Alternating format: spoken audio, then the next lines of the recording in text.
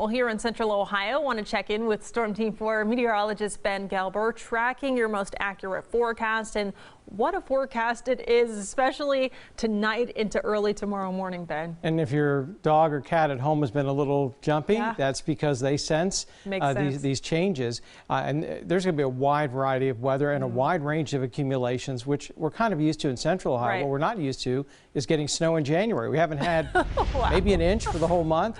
So folks taking advantage of the proverbial calm before the storm today to take a walk or a bike ride.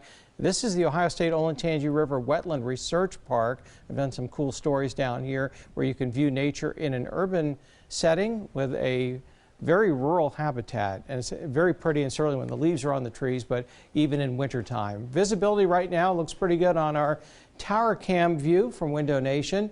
It'll look a lot different, I think, when you join us at 11 and certainly tomorrow morning with the light of day.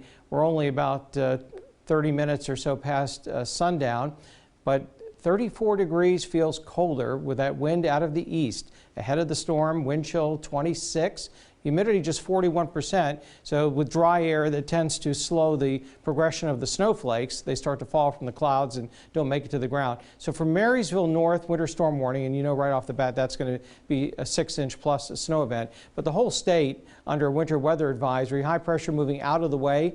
And that kind of held up the snow. The first batch, remember, ignore this. Start to focus on the dark blue. This is evaporating. But I'm more impressed by this huge area of rain and even some thunderstorms coming into western Tennessee. So that means it's a dynamic system. It's got an excellent inflow of Gulf moisture and plenty of cold air to overrun to initially bring us a wintry scenario through the overnight. So the key is over the next several hours, get everything done that you need to. You can see the winter storm warning essentially is for the northwestern portion of the metro area, farther north and west. So let's time this out and talk about snow accumulations.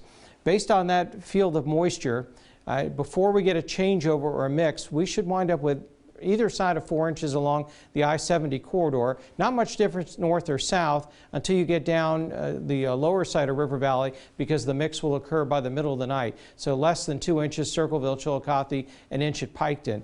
But now keep an eye on the areas to the north and west. We don't seem to change much. That's because we're getting a rain-snow mix until we start to change back to snow Sunday night into Monday morning, while it stays mainly snow. So now we start seeing 6, 7, maybe locally 8 inches. However, with the rain in between, we're not going to see that much on the ground. That's going to smush the snow down a little bit tomorrow. So our ground cover will be less than the final official measurement. But still, that's a decent amount of snow. 30 degrees in Mount Gilead right now, 35 at Piketon, 34 Columbus. But because the air is dry, we'll drop several degrees as soon as that snow arrives. And there's a decent reservoir of cold air, not frigid, to make this an all-snow event. And then it should be quite slick by morning, but we should be snowing here between 10 and midnight. And as we track it, again, moderate snow, but even by daybreak, we're right on that snow, sleet, rain mix through, say, the US 33 corridor, and all rain from Circleville south. We'll get a few more hours of a mix and then go over to rain for the midday. It stays snow well up to the north, and then tomorrow night colder air will start to wrap in behind the storm, and we'll go back to snow and pick up a few more inches for the Monday morning commute, which could be rather slippery also. So I expect 2 to 4 inches tomorrow morning before we even mix, 28, and then that snow will go over to sleet and rain, except in the northern third of the state where it will continue to snow. Back to snow tomorrow evening into Monday morning with another few inches, 34. Tuesday, the storm, as a huge storm develops along the east coast and pulls away, drops us into the 20s.